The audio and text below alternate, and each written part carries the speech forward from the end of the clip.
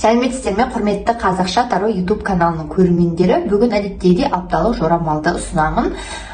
Осы 6-сы мен 12-ші қараша аралығында қандай жаңалықтар болады, не өзгеріс болуы мүмкін деген сұрақтарға енді жауап аласыздар деп үміттенемін.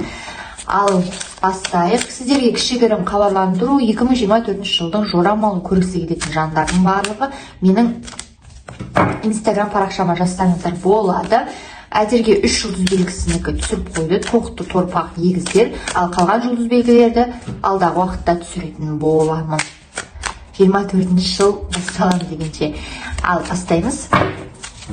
6 мен 12 қараша тоқты жұлдыз белгісі. Тоқты жұлдыз белгісіндегі жандар сіздер үшін апта күрестің аптасы, өзінікін дәлелдеудің аптасы болады. Яғни қараңыздар, біріншіден айта кететін дүние бұл сіздердің, міне бізде алдағы уақытта 2024 жыл келе жатыр. 2024 жыл басталмай тұрып, алдағы уақытта не болатыны ол біздегі осы қараша, желтоқсан айларында уже сезіле бастайды, лебі. Сондықтан да сіздерге біріншіден жылдық жорамалды көруді ұсынамын менің телеграм каналымда ол, әрине инстаграмға жазасыз ол үшін. Ал енді жалпы сол уақытта, яғни 2024-ке дейін не болады? Сіздерде күрес аптасы болады бұл жерде. Жай ғана күрес емес, ол өзіңіздікін дәлелдеу күресі, және сіздікі дұрыс емес деп мен айта алмаймын. Сіздің айтып тұрғаныңыз, сіздің істеп тұрғаныңыз, өзіңіздің позицияңыз өте дұрыс, но басқа адамдар сізді мойындағысы келмейді. Тоқты жұлдыз белгісі, белсендісіз, айтқаныңыздан қайтпайсыз, және де мықтылығыңызды көрсетуіңіз керек, берілмеуіңіз керек. Егер сіз қалай темп аласыз, алдағы уақытта солай барлығы не болады? Солай үйлеседі. Яғни сіз бос болып қалатын болсаңыз, онда барлығы сізді басынғысы келуі мүмкін, немесе кейбір жағдайларда қиындықтар болуы мүмкін. Ал егер жоқ, айтқаныңыздан қайтпай бір кереметтей болатын болсаңыз, онда сол бір ойлағаныңызға жете аласыздар. Үзілді кесілді шешім қабылдай алу қасиеті болу керек, белсенді болуыңыз керек, және де жағдайлардың сіздің жаққа қарай өзгеруі, еңбек, жұмыс, біреудің назарына күрес, назары үшін күрес, немесе бір жұмыс орны үшін күрес, немесе белгілі бір қызметте көтерілу үшін күрес, тағы немесе өзіңіздің екінші жартыңыз үшін күрес болуы да мүмкін. Мысалы, өзге адамдар сізге тиесілі адамды, мысалы сізге тиесілі болғаннан кейін сіздің күйеуіңізді немесе сіздің әйеліңізге көздерін тігіп жүруі мүмкін, осындай сияқты дүниелер болуы мүмкін. Сол үшін сіз ол адамдардан айырылып қалмауыңыз керек. Біреудің жаңағыдай провоцировать еткеніне көніп кетпеңіз, ашуға бірден берілмеңіз, ойланып шешім қабылдаңыз. Белгілі бір жұмысты атқарғыңыз келсе, немесе бөлек шыққыңыз келсе, өз дегеніңізден қайтпаңыз, барлығы жақсы болады. Және босаңсуға болмайды, біреудің еркіне жаңағы белгі беріп қойып, өзіңіз құр қалып қарап отыруға да болмайды. Солай. Осы бастан өзіңіздің жаңағы құқығыңызды, өзіңіздің құқығыңызды қорғағаныңыз дұрыс. Келесі жұлдыз белгісі торпақ. Аптада не болады?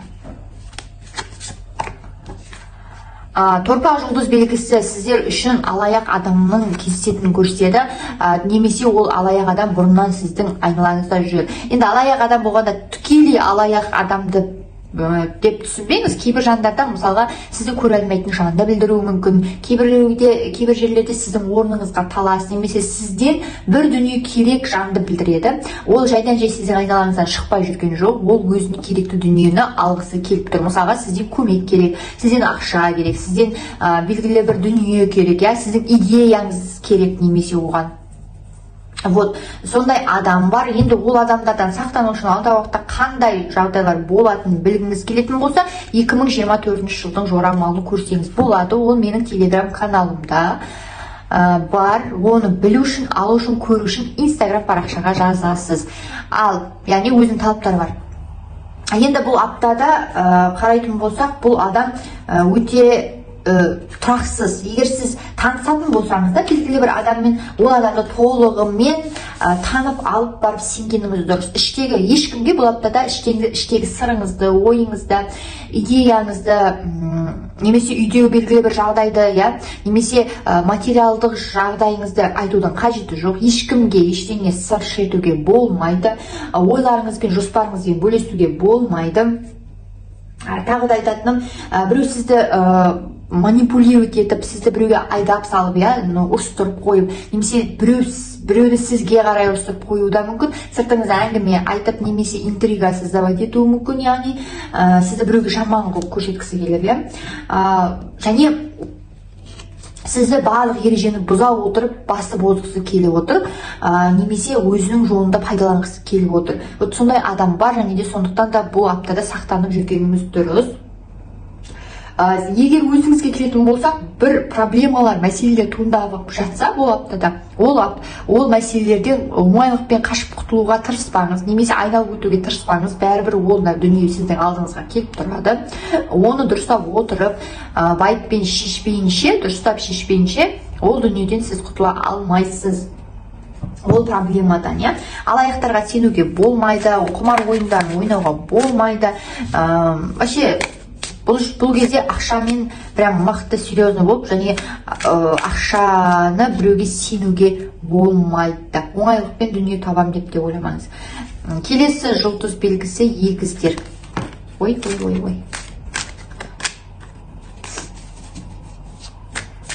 Егіздер жұлдыз белгісі сіздерді бұл аптада не күтпек? 6 мен 12 қараша аралығында.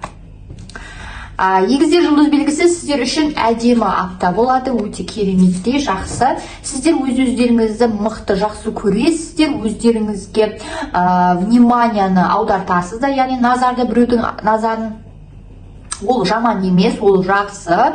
Или болмаса сондай бір адаммен сізде таныстық болады. Сіз әйел адам болсаңыз да, еркек адам болсаңыз да, ол адам самовлюбленный деп айтайықшы, өз-өзін қатты жақсы көріп қалған, өзінің самооценкасы өте жоғары. Және сіз егер ондай адаммен отношения құратын болсаңыз, сіз үнемі ол адамды мақтап, өз-өзіңізден жоғары қойып жүру керек болады. Если сізге ондай дүние керек емес болса, значит ол адам да сізге керек емес. Енді бұл адам көп жағдайда енді адамның негізі егіздерге шыққан, мысалға егіздердің өздерін білдіреді. Бұл или болмаса сіз бұл аптада өз-өзіңізге деген көңіліңіз толып, махаббатыңыз ашылып, керемет сезімге бөленіп, өзіңізді басқалардан жоғары санап, сондай сияқты бір жағдайда болуыңыз әбден мүмкін. Дегенмен, немесе соңыңыздан адам ерту, белгілі бір дүниеде басшылықта болу, белгілі бір коллектив құру, ұжым құру, немесе бір топты басқару. Мысалы, бір жоба бойынша сіз басшылығындасыз сол жобаның, сіздің астыңызда адамдар бар, сізге сенетін адамдар бар. Бұл жерде бір жағынан жұмысты білдіреді, көбінесе жұмыстың негізінде басшылық ету, жоғары болу, үлгеру, мақтауға ие болуды білдіреді. Енді сондай бір апта болайын деп тұр, яғни әумин дей беріңіз, жақсы карта, жақсы апта, жақсы сөздер. Тағы да айтатыным, бұл жерде сәттілік серіңіз болады, лидер боласыз, лидер қызметінде боласыз, немесе үйде сізді бір белгілі бір отбасыңызда сізді жоғары қойып, мақтап, бір дүниені басқаруға не қылатын шығар, жауапкершілік артуы мүмкін.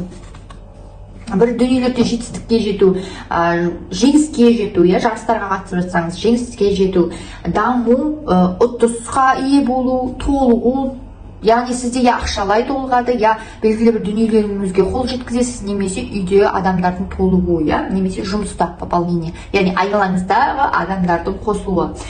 Денсаулығың жақсы болады, және ауырып жүрген жандар жазылуға деген өте жақсы мүмкіндік бар, белсенді боласыз. Егер сіз 2024 жылдық жорамалды көргіңіз келетін болса, менің инстаграм парақшама жазсаңыздар болады. Әрине өзінің шарттары бар. Ол жорамал телеграм каналға салынған. Оны көру үшін инстаграмға жазасыздар. Керемет апта, керемет уақытта, прям пайдаланып қалыңыз, бос жүрмеңіз. Және біреуге болмайтын адамдар, болмайтын уәдені бет қоюға болмайды, немесе асығыстық шешім қабылдауға болмайды бұл аптада. Келесі жұлдыз белгісі Шаян. Шаян жұлдыз белгісі.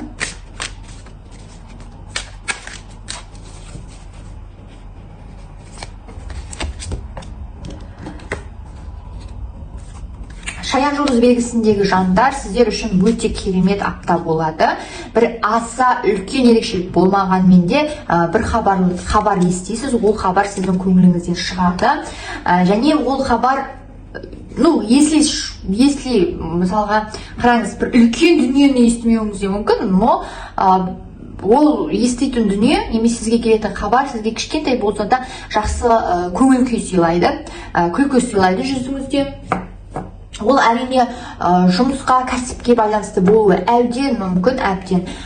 Себебі енді көбінесе жазылы, яғни бұл жұмысқа қатысты шығады.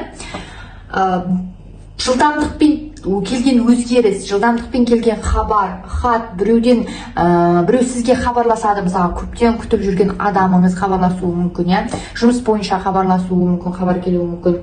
Жағдайдың күшті жаққа қарай өзгеруі және тез өзгеруі, бір дүниелердің шабыттануы, махаббат сезіміне берілуіңізге мүмкін болады да, бір көргеннен ғашық болу да мүмкін. Сіз енді әркімде әртүрлі жағдай, сондықтан да біреуіңізде былай болады, біреулердің тіпті отбасы бар, ал отбасы бар болатын болса, онда сізде ол тікелей жұмысқа немесе үйіңіздегі белгілі бір адамға байланысты. Себебі сізге қандай адам әсер ететін болса, бұл дүние, бұл карта сол адаммен байланысты болуы мүмкін, и сол адамның эмоциясы сізге берілуі мүмкін.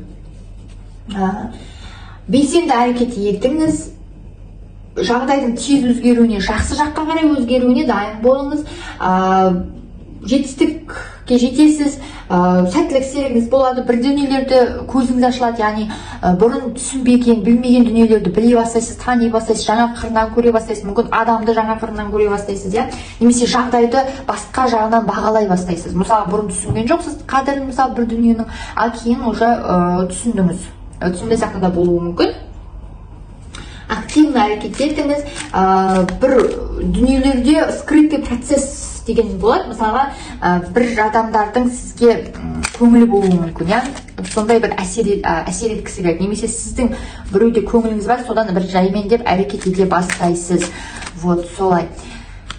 Немесе бір дүниені ойлап жүрсіз, сіз сол дүниені жүзеге асыру үшін ешкімге айтпастан өзіңізбен өзіңіз бір дүниелерді жасап жүрсіз, әрекеттерді жасап жүрсіз. Вот, немесе жасайсыз осы аптада.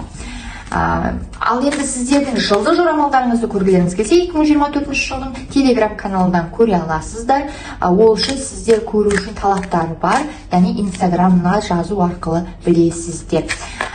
Солай, сіздердің апталарыңыз жақсы болады, жақсы жаңалықтар күтіңіз, жақсы хабар күтіңіз, жақсы дүниелерді, жақсы өзгерістерді күтіңіз. Ол кез келген салада, үйде, жұмыста, жеке өмірде, тағы бір дүниеде, кәсіпте, сондықтан да или сізге қатысты адамның өмірінде сондай жақсы дүниелер болып жатады, және сізге қуанышымен бөліседі, сіз де сол үшін қуанасыз. Мысалы, балаңыздың өмірінде жақсы дүние болып жатыр, и сізге қуанып, өзің қуаныш жатады, сіз сол үшін қуанасыз.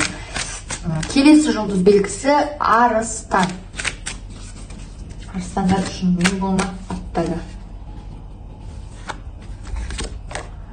Ойбай, Арыстан десе, Арыстан картасы шықты. Енді, вообще на карта Арыстан, лев, сила.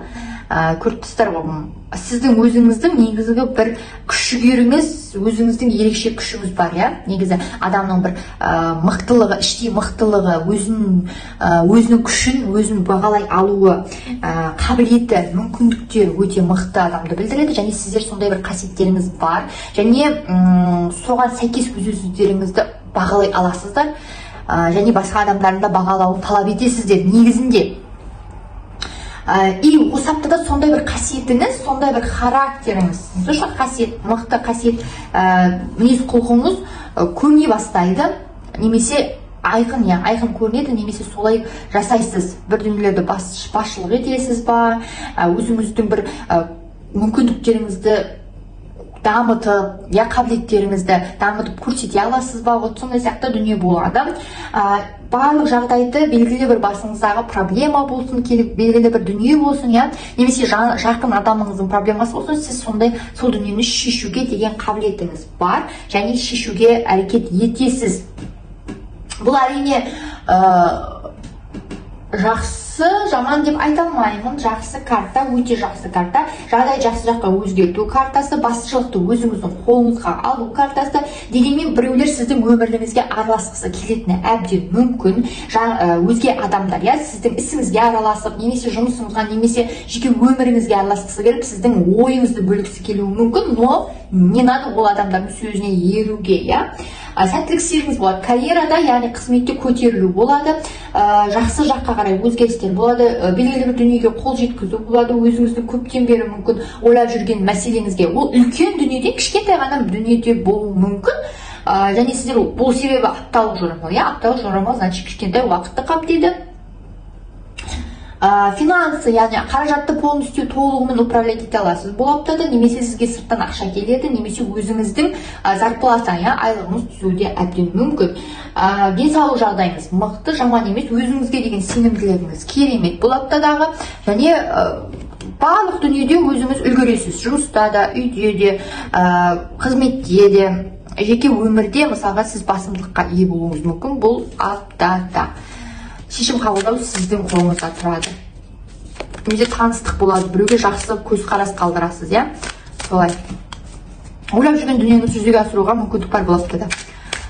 Келесі жұлдыз белгісі бикештер. Бикештердің аптасы қалай болмақ?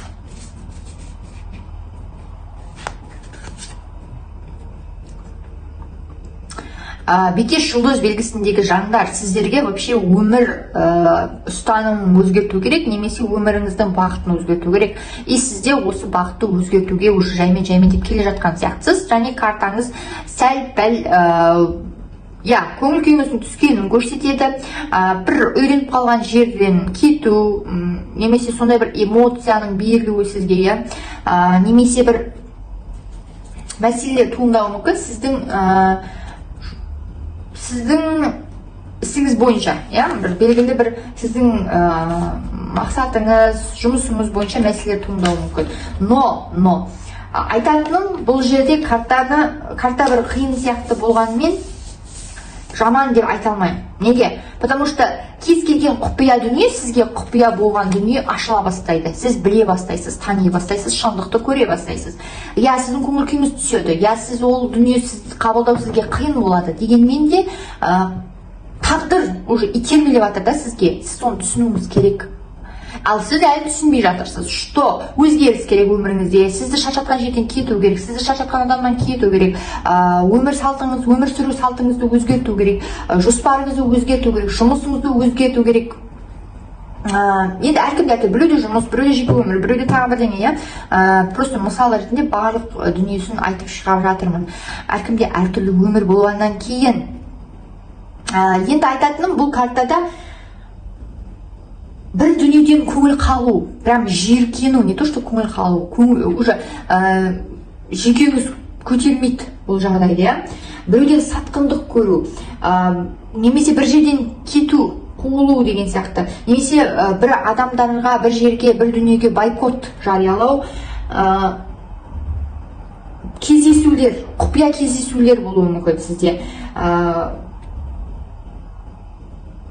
Бір жақсы көретін адамыңыз мүмкін басқа адамдар қарсы жақсы көретін адамыңызбен қосылғыңыз келеді, но қоса алмай жүрсіз, бірақ ешкімнің сөзіне қарамастан елемесе сіз ол адаммен кездесесіз, сондай сияқты болуы мүмкін. Тез өзгеріс болады, бір жерден кету, орын ауыстыру, үй ауыстыру, жұмыс ауыстыру, қала ауыстыру, тағы не? Сондай бір өзгерістер, адам ауыстыру өміріңізде. Солай. Ақша жағынан шамалы проблемалар болуы мүмкін, жағдайда көңіл күйде ауытқулар немесе көңіл күй түсулер болуы мүмкін. Яғни ауытқулар дегенде бұл жерде көңіл күйіңіз резко түсіп кетеді, белгілі бір жағдайларға байланысты, сондай сияқты дүние болады. Өзгерістерді күтіңіз. Кешірім сұраймын. басқа адамға сенуге болмайды. Тек қана өзіңізге сеніңіз, өзіңіздің күш жігеріңізге сеніңіз, мүмкіндігіңізге сеніңіз. Басқа адамдар сізге көмектеспейді. Нағыз ситуация, қиын ситуация болған кезде тек қана ол мәселені өзіңіз ғана шеше аласыз. Вот солай. Келесі жұлдыз белгісі таразы. Ой. Таразы жұлдыз белгісіндегі жандар сіздерді қандай өзгерістер не күтеді бұл аптада?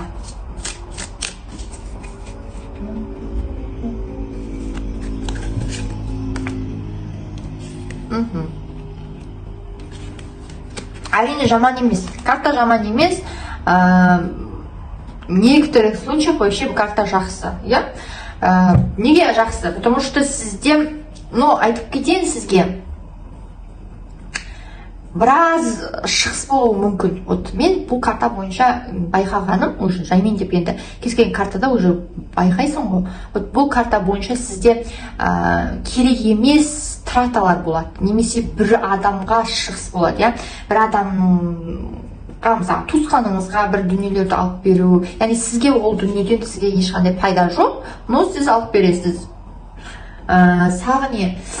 Бұл карта бойынша тағы да байқағаным, ешкімге сенбеңіз. Барлығы сізден ала бергісі келеді. Сізден пайда көргісі келеді. Сізге өзінің жағдайын айтады, шешімін сұрайды. Но бір жағынан айтатыным, сіз бұл жерде өзіңізді де ойлағаныңыз жөн.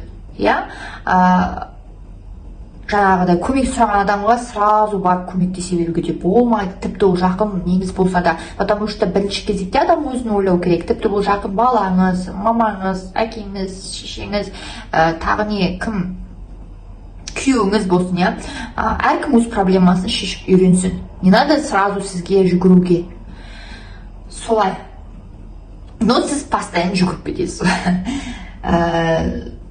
Жағдайды, жаңағыдай өзіңнің керекті дүниеңді қорғауды білдіреді бұл аптада. Сондай бір жағдайда боласыз, Ақша жоқ деп айта алмаймын, ақша болады, но шығыстар болады, ол шығыстар өзіңізге ешқандай пайдасы жоқ шығыстар болады.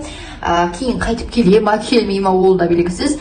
Және де біреуден көңіл қалушылық, бір жағдайдан көңіл қалушылық болуы мүмкін. Мысалға, сіз жоспарлап отырған дүниені басқа адамдар жүзеге асырып қойды, немесе басқа адамдар алып қойды, бір жерде алғыңыз келді, сондай сияқты да болуы мүмкін. Но тұрақтылық бар, белгілі бір деңгейде жағдайыңызда тұрақтылық бар, көңіл күйіңізде тұрақтылық бар, себебі бір нормадан төмен емес жағдайыңыз, мысалы, проблемаңыз или болмаса азын-аулақ дүниелік болуы мүмкін, но үлкен бір проблема жоқ. Тағы не айтатыным бар? Қарым-қатынаста, жақсы қарым-қатынаста боласыз, кіммен болса да, ол екінші жартыңызбен болсын, жұмыста болсын, үйдегі отбасылық дүниеде болсын, сізде барлығымен тіл табысу болады. Жаңа мүмкіндіктердің ашылуы, біреуді кешіруіңіз де мүмкін, бұл аптада өзіңізге тиесілі дүниені қорғау. Мысалға, немесе сіз мысалға бір жерден бөлек шыққыңыз келеді, немесе бір жерден кеткіңіз келеді ма, сіз нақты айтасыз, мен осы жерден кеткім келеді, бөлек шыққым келеді, және сол үшін мен күресемін, яғни сіз әрекет етесіз. Или болмаса, именно сіздің адамыңыз болатын болса, бір адам, сіздің күйеуіңіз басқа адамды көзін салып отырса, онда сразу айтасыз, бұл менің адамым деп, сол үшін ұстап қалу үшін әрекет етесіз. Но енді мысал айтып жатырмын, хорошо? Не надо сразу нәрсе жазуға өтініш. Ұнамайма, көрмеңіздер, ұнаса көріңіздер. Тағы да не? Тұйықталу, өз-өзіңізге тұйықталу болуы мүмкін, бір дүниелерден күдіктену болуы мүмкін, шамалы ойланыс болады, іштей не істеймін, не қыламын, қалай болады деген сияқты. Жағдайыңызды кеңейту керек, яғни сіз кішкентай дүкенді басқарып отырсаңыз, уже дүкенді үлкен қылып кеңейту керек, точканы кеңейту керек деген сияқты. Бір өзгерістер керек, жақсы өзгерістер, және бір орында тоқтап қалуға болмайды. Мүмкіндіктерді көре беріңіз, жақсы болады, себебі сізде стержен мықты. Сөйлей де аласыз, кез келген дүниені қамтамасыз ете аласыз, жете аласыз, мүмкіндіктеріңіз бар. Потому что сіз тілге де, іс-әрекеттен гөрі сіз тілге өте шеберсіз, и тілмен шеше алатындай жағдайыңыз бар. Өйткені мықты өздеріңіз жоғары қоясыздар басқалардың, и сол кейде өзіңізге жақсы әсерін тигізеді, біреудің сеніміне кіруге. Келесі жұлдыз белгісі сары шаян, это Скорпион. Кейбіреулер шаян мен сары шаян шатастырып жатады. сары шаян жұлдыз белгісіндегі жандар.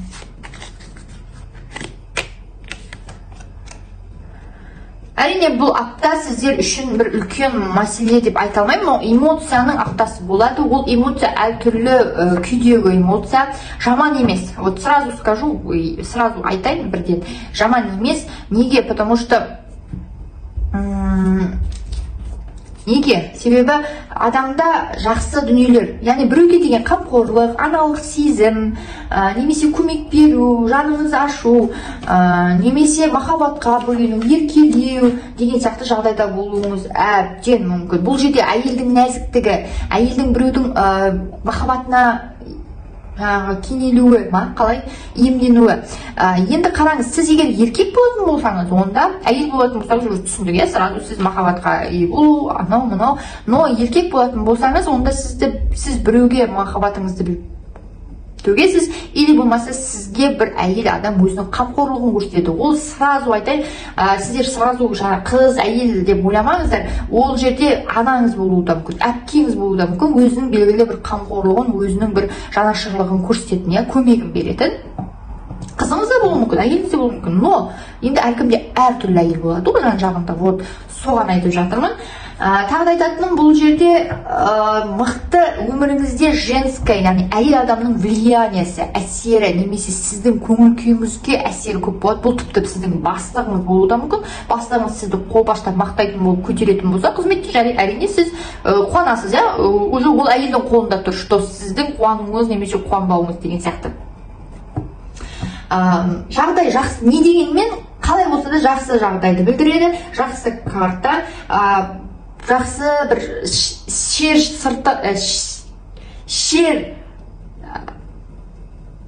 сыртып бола ма? Ішкі сыр шертіп, сыр шертіп әңгімелесуіңіз мүмкін, біреулермен сөйлесуіңіз мүмкін. Тағы да жылулыққа бөлену көрініп тұр, немесе біреуді жылулыққа бөлейсіз. Жақсы жағдай болады бұл аптада, сондай көңіл күйіңіз жайдары, тыныш, керемет болады, қуанышыңыз кернейді, сезімге берілесіз, немесе сондай бір қуанышқа ие боласыз. Мысалы, әже атану, ана атану деген сияқты да болуы мүмкін, немесе сүйікті жар атану, сондай-ақ жағдайдың жұмыстарда, үйде де бір әдемі тыныш күйде болуы. Тағы не? Жылулыққа бөлену, немесе біреуді жылулыққа бөлу, немесе біреу сізге ғашық болады, или сіз біреуге ғашық боласыз. Керемет карта. Эмоцияның картасы болады, эмоция қуаныштың эмоциясы болады, нәзік боласыз, әлсіздігіңіз де көп болады, яғни андай бір жаны сондай тез жараланатын сондай адам болып жүресіз бұл аптада. Апта өте жақсы өтеді, жақсылықтың аптасы болады. Уайымдамаңыз, бәрі керемет. Ойлаған жоспарларыңыз жүзеге асыруға мүмкіндік бар. Тағы не? Ақша да жаман болмайды, ақша жағыңызда. Барлығы жақсы, керемет карта. Отбасыңызда сондай тыныш жақсы болады. Жақсы хабар күтесіз болмаса, Келесі жұлдыз белгісі әрине бізде жарқын мергендер. Не себепті жарқын деймін? Олар өздері ортаның сондай гүлі, и поэтому сөйтіп айтып жатырмын. Ал енді мерген жұлдыз белгісіндегі жандар, бұл аптада ешкіммен сөзге келісіп қалуға болмайды, ешкімді алдауға болмайды, ешкімді провоцировать етіп, яғни бір нәрсеге итермелеуге болмайды. Егер сіз өзіңіз болатын болсаңыз, бұл картада, если өзіңіз болмасаңыз, онда сізге бір адамдар сізді бір ашуландырғысы келіп, сіздерге өтірік информация, яғни өтірік ақпарат беріп, алдап соққысы келуі әбден мүмкін. Ол адамдардың манипуляциясына, яғни сіздің эмоцияңызды басқаруға жол бермеңіз деп айтамын. Жағдай әрине оңай болмайды. Сізде мысалға біреудің тарапынан ұрық, немесе әділетсіздік, немесе алаяқтықты көруіңіз мүмкін. Тағы да қулық, сыртыңыздан әңгіме айту, біреуді сізге жаманатты көрсету, немесе біреуге сізді жаман қылып көрсету болуы мүмкін. Яғни сыртыңыздан интрига жасап жатыр. Ол жұмысқа байланысты ма, ол үйде ме, енді көбінесе жұмыста болуы мүмкін, әбден мүмкін. бір жеңіске жеткенде де, мысалға сізді біреу әдетсіз жолмен жеңіске жетіп асып кету, басып озуды да көрседі, немесе сіз біреуді басып озғыңыз келеді бір шамалы әдетсіз жолмен. Но не надо, если сондай бір ойыңыз болатын болса, оның керегі жоқ, потому что ол бәрібір сізге кейін кері әсерін тигізетінін көрсетуде. Тағы да не? Егер қарым-қатынас болса, құрып жатсаңыздар, немесе біреумен танысып жатсаңыздар, ол шынайы болмайды. Шынайы қарым-қатынас емес, сізге келіп тұрған адамның сезімі шынайы емес болуын көрсетеді. Тағы да не? Махинация, сыртыңыздан біреулердің алаяқ іс-әрекеттері, заңсыз іс-әрекеттері, алдауы, біреулер тіпті сізден кек алғысы келеді, көре алмайды сізді, солай денсаулығыңызға да мұқият болыңыз. Емделмек кішкентай бір жеріңіз ауырса, тек дәрі ішіп қоя салмаңыз, жаңағы ауырғанды қойдыратын жоқ, ол дұрыс емес. Именно осы аптада, если бір жеріңіз ауырса, міндетті түрде көріну керек, потому что ол именно сол дүние сізге кейін келіп тұруы мүмкін, үлкен дүние болып, біреумен ұрсып жүрсеңіз, сол адаммен қастығыңыз одан сайын үлкейеді. Так что, если что, бұл аптада ешкіммен ұрыспауға тырысыңыз, потому что достасу, тіл табысу, белгілі бір мәмілеге келу өте қиын болады. Бұл аптада агрессивный болып жүресіз, эмоцияңызды басқаруға қиын болады. Белгілі бір кез келген дүние, кішкентай дүниенің өзі сізді прям ашуыңызға тиіп, мазаңызды кетіретін болады. Сондықтан да біреуді ашуландырып ренжітіп қоюға болмайды, қатты сөйлеуге болмайды, ешкімге сыр айтуға болмайды. Бұл аптада ешкіммен желательно ұрыспай, тыныш қана жүргеніңіз дұрыс. Келесі жұлдыз белгісіндегі жандар, ол әрине бізде тау ешкі. Тау ешкі. Алтысы мен 12-сі.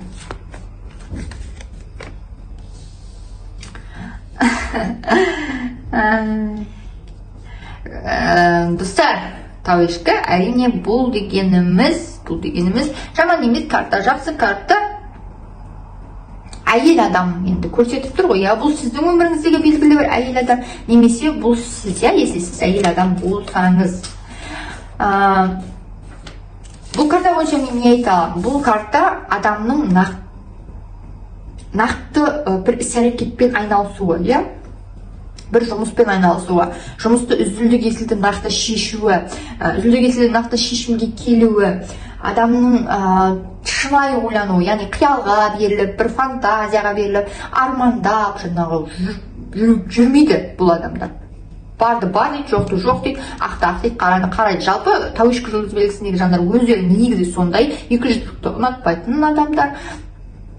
Және көбінесе шынайы өтірік айтпайтын адамдар болып келеді, потому что натурасы сондай да.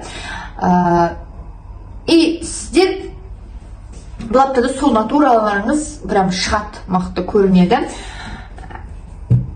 Айтатыным,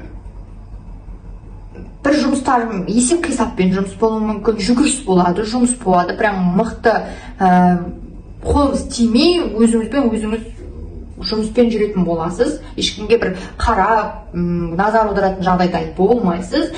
Тағы да не айтам бұл жөнінде?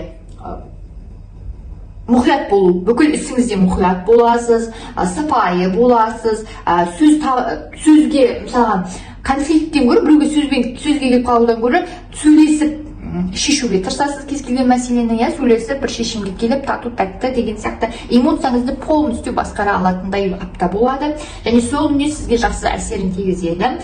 Денсаулығыңыз жақсы болады, материалдық жағдайыңыз да жақсы болады, әрине өте жақсы болуы да мүмкін, потому что сіз көптен күтіп жүрген ақша түседі, айлық түседі, белгілі бір табыстар түседі, немесе біреу сізге ақша береді, өзінің қарызын береді.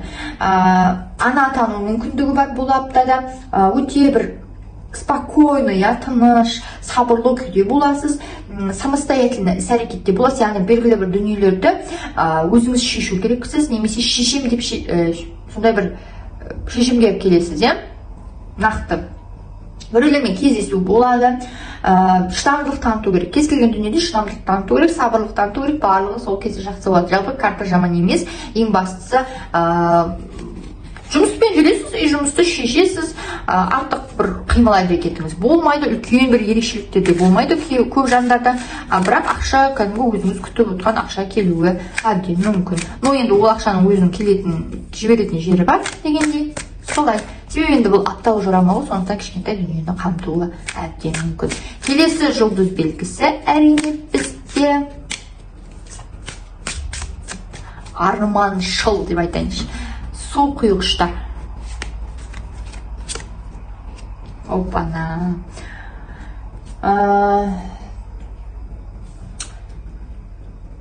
Су құйғыш жұлдыз белгісіндегі жандар, бұл апта сіздер үшін белгісіздік аптасы болады.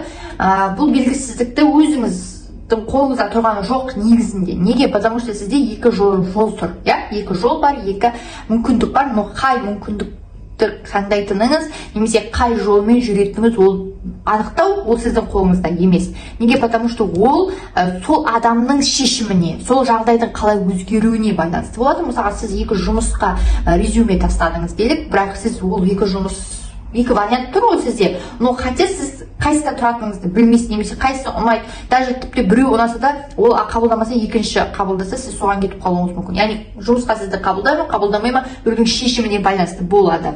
Енді бұл проблема, белгілі бір проблемаларды шешу жөнінде жүресіз. Бұл проблеманы шешуді, қалай шешуді біліп тұрған жоқсыз, ситуацияға тікелей бағыныштысыз.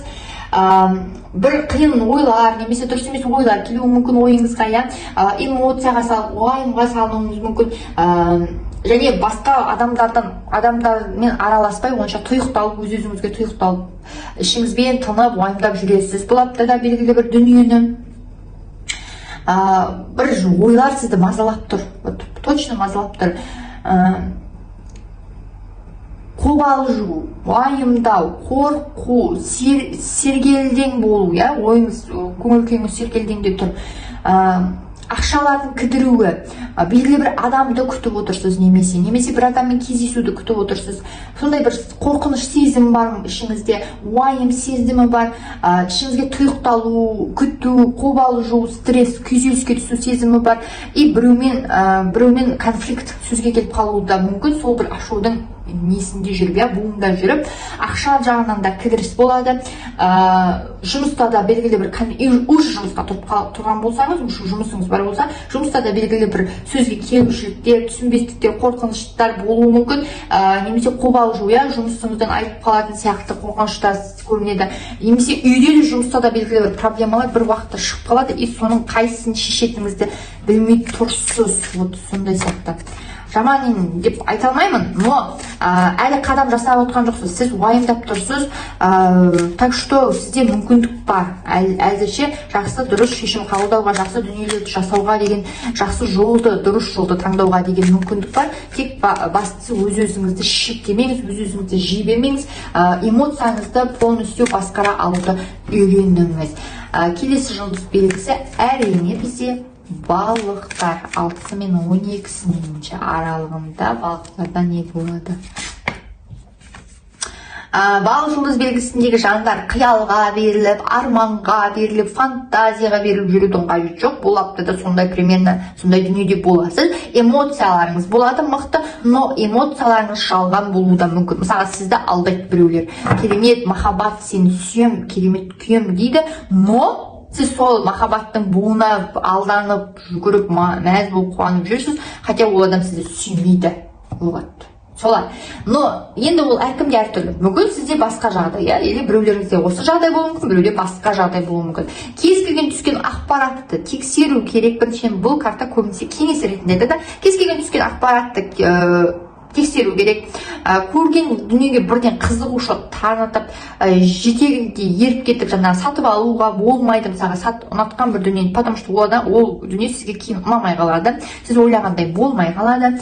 Ақшаны бір дүниеге салуға болмайды бұл аптада. Ақшаны вообще жұмсамаңыз желательно. Ыңғайсыз уақыт, өте ыңғайсыз уақыт. Адамдармен кездессеңізде бұл аптада кездескен адамдарыңыз сізге өтірік айтуы мүмкін, немесе сіз ойлағандай болмауы мүмкін. Көзіңізде розовый очки дейді ғой, сондай болады бұл аптада. Желательно, бұл картаны кеңес ретінде қабылдаңыз. Сізге жаным ашығандықтан сондай кеңес ретінде қабылдаңыз. Желательно бұл кезде үлкен дүниелерге байланысты шешім қабылдауға болмайды, күте тұрыңыз. Және де ақшаны жұмсауға, белгілі бір жоспарланбаған ақшаны жұмсауға болмайды, ота жасатуға болмайды, салондарға мысалға барып, тағы да салонда бірдеңе жасатуға болмайды, жаңағы сұлулық дүниелерін бетіңізге жасатуға болмайды, тағы шығармашылықпен айналысуға болады. Ең бастысы шығармашылыққа, мысалға би, күй, ән дегенмен айналысатындар, немесе өлең шығаратындар, немесе бір туынды жасайтындар, солардың аптасы. Бұл аптада сіздерге керемет ойлар келеді дегенде, иллюзия, арманға беріліп жүрмеңіз, шынайы ойлануға тырысыңыз, барынша шынайы жағдайды көруге, бағалауға тырысыңыз. Романтика болуы мүмкін бұл аптада. Тағы үміт, бұл жерде тағы да айтады, үміттің үзілуі, уайым, біреуде алаяқтарға алдануда қаупі бар. Тұрақсыздық, кез келген дүниеде тұрақсыздық, сізде эмоцияда да тұрақсыз болады, сізде белгілі бір жағдайлар тұрақсыз болады, үйде, жұмыста, қарым-қатынаста тұрақсыздық бар. Ұрысып қалуыңыз мүмкін екінші жартыңызда, болмайтын дүниелерге ұрысып қалуыңыз да мүмкін тіпті. Если бір жеріңіз ем алып жүрген болсаңыз, онда дұрыс емес сізге ем беріп жатуы да мүмкін. Соны дұрыстап тексеріп алыңыз, көзіңізді жеткізіп алыңыз. Нақты айтқан диагнозға сәйкес келе ме бір жеріңіз, ауырған жеріңіз, және беріп жатқан дәрілері дұрыс па, ол врач сіздің ойыңыздан шыға ма деген сияқты. Біреулер сізге өтірік, жалған уәде беруі де мүмкін, жалған үміт беруі мүмкін. Ешкімге сенбеңіз, өзіңізге сеніңіз, өзіңізді ғана бағалаңыз, или басқалардан жоғары қойыңыз. Міне осылай сіздердің апталық жорамалдарыңыз. Міндетті түрде каналға тіркелеміз, өзіңіз пікірлеріңізді жазыңыздар, жақсы пікірлеріңізді. Если жорамал ұнамады ма, желательно жаман пікір қалдырудың қажеті жоқ, потому что бәрібір кейбір адамдар бар, жаман пікір қалдырады, но апта сайын үзбей көреді. Ол кімді алдайсыз? Сіз сенесіз, сондай болып тұр, сосын барып көріп тұрсыз. Қалғандары енді жақсы пікір жазғандарға, сіздерге де сол дүниені тілеймін, маған жақсы пікір жазып, жақсылық тілеп жатқандарға, және де барлығы өмірлеріңізде жақсы болсын. 2024 жылдың жорамалын көргісі келген жандардың барлығы менің инстаграм парақшама жазуды ұмытпаңыздар. Келесі кездескенше сау саламатта болыңыздар.